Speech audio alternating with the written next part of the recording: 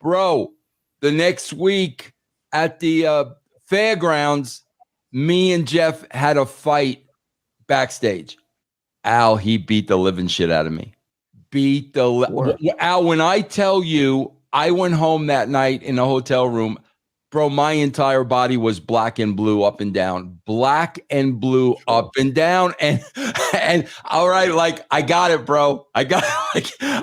Message received. I got it. BrussosBrand.com, where the pros are the pros.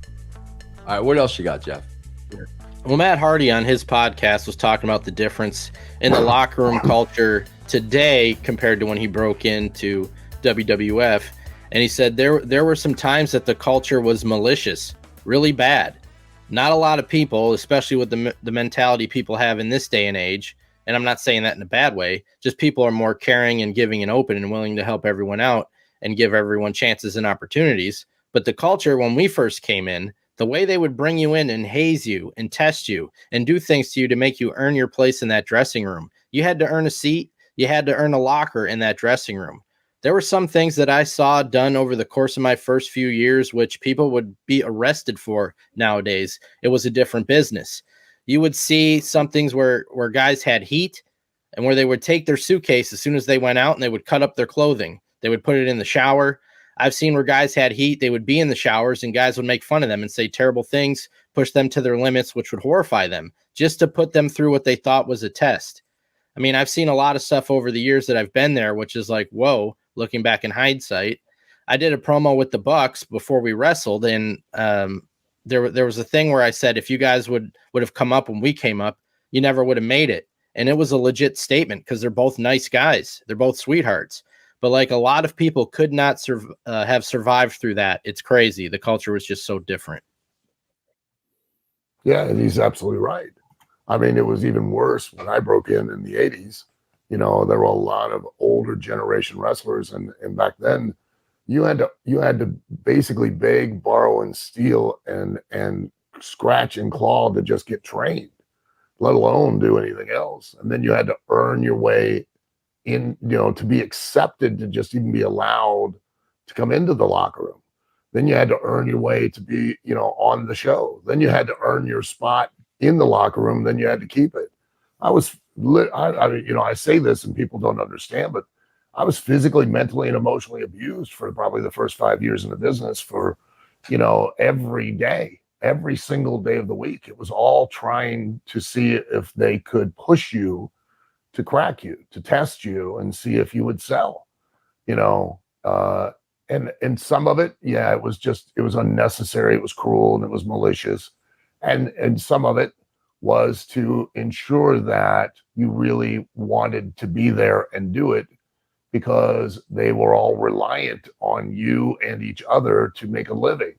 And, you know, it was so valuable to them to be able to do so that they wanted to ensure that if they all put an investment in you, if they all did a favor with you, that you wouldn't fold like a house of cards. Like once you got to a place where they felt like you were actually a part of the locker room and that you were going to help them draw money, and they had accepted you in, that you wouldn't just turn around and go, you know what, this ain't what I thought it was going to be. I'm going to quit, you know?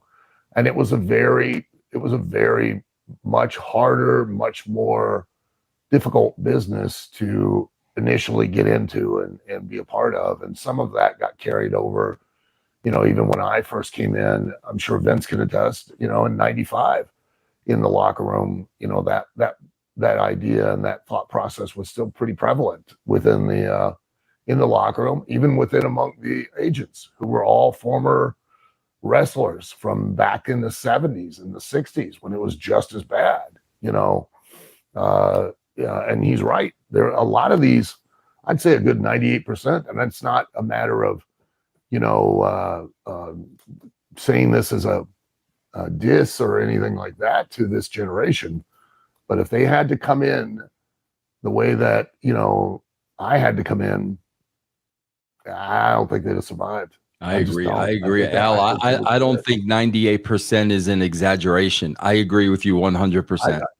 I tell the story all the time, and I won't go into the full details, but I legitimately, I went and tried out at a tryout in Charlotte, North Carolina with Ole Anderson and Gene Anderson. And, they physically tortured me and broke my nose and beat me up. Yeah. That was just a tryout, just to try to get in, to get trained. And they did that to probably 30 or 35 other people that were there that same day, where they just blow you up, and then they physically, when you get in the ring, they just stretch you and they torture you and beat you up. And part of that, now that I'm older, I part of it was to protect the business, was that, when you could go back home, literally I had a broken nose. I could barely, I was so sore and everything else that I could barely walk upstairs to go to the bathroom. I had to sleep on the couch, piss in a milk jug, and that's other people see you and they go, my God, what happened? You go, I tried out to be a professional wrestler. And they're like, oh my God, and it helped sell the business, as to how it honestly, this business is a very challenging. I'm not saying this, to dissuade anybody. I'm not saying it to romanticize it or, oh, how tough is everybody? But other than the military, I don't know what other, there aren't many other businesses that are physically and mentally and emotionally as challenging as operating with it as a professional wrestler is. Jeff, I swear to you. Yeah, I swear to you. I may have told you this story before. I don't know. But first of all, just to back up Al's story, I just want to give you like a couple of examples. First of all, man, this happened on both sides with females too, because Medusa told me many times she got broken by Sherry Martel. Yeah.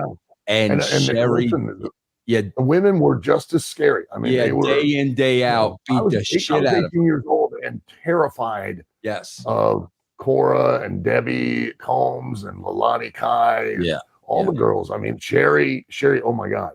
They didn't call her Scary Sherry for no reason. I mean, they were terrifying. I'll never forget. This is 2002, not in the 80s. Fast forward 20 years, bro. I swear to God, I'll never forget this. We were at a creative meeting at TNA. And, bro, I was looking at some of the work and again, I'm not a wrestler and I always stay in my lane unless I think it looks really bad. So I got to a creative meeting and I just kind of went off on the work. And I said to Jeff, I said, bro, I don't understand it. You guys are professional wrestlers. You can't legitimately hit each other and not hurt each other. I said, bro, I'm sitting there watching the show. You're missing shit by 20, 30 feet. It looks blatantly fake. I'm like, Jeff, you mean to tell me you can't lay it in without hurting each other? I went off, bro. Bro, the next week at the fairgrounds, me and Jeff had a fight backstage. Al, he beat the living shit out of me. Al, when I tell you, I went home that night in a hotel room. Bro, my entire body was black and blue up and down. Black and blue up and down. And all right, I got it, bro. I got message received. I got it. But Al, not only did I get the message and understand, I know I deserve that. I deserved it, bro.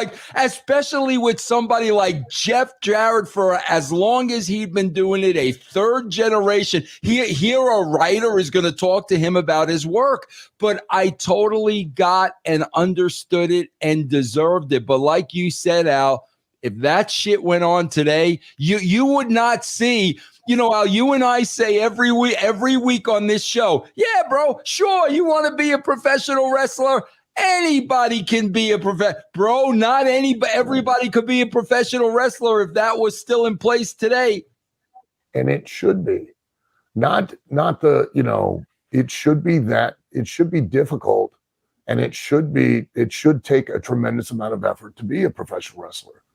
It's no different than not everybody can be an NFL football player. Yeah. Not everyone can be an NBA basketball player. Not everyone can be a Major League Baseball player.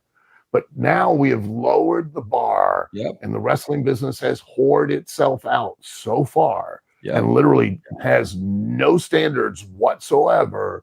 That, hey, if you want to be a wrestler, all you got to do is go down to your local corner, professional wrestling gym, and you can pay your money, and ipso facto, you'll get trained, and then you can get a license. You don't have to have any standards as far as getting the license. You can just pay your money. And as long as you just pay your money to the state, you're now a licensed professional wrestler. Now, granted, if you want to be a licensed massage therapist, you want to be a licensed mortician, you want to be a licensed barber, you want to be a licensed beautician. Oh, well, for those, we have standards. We have, you've got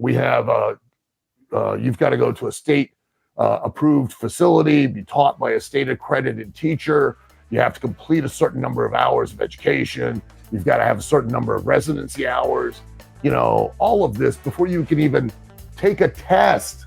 You still have to take a test and pass it to get your license, to be a licensed professional wrestler.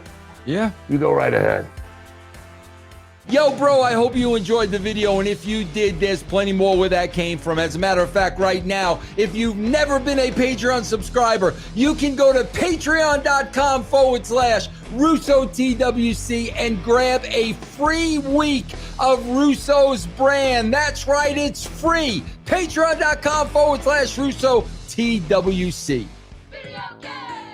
What's up, brand? This is Jeff Lane inviting you to come hang out with me over on Twitch. I'm live several nights a week playing games, classic and new, currently going through Final Fantasy VII Rebirth, the new Contra game, and more. So check me out, Jeff Lane 22 on Twitch.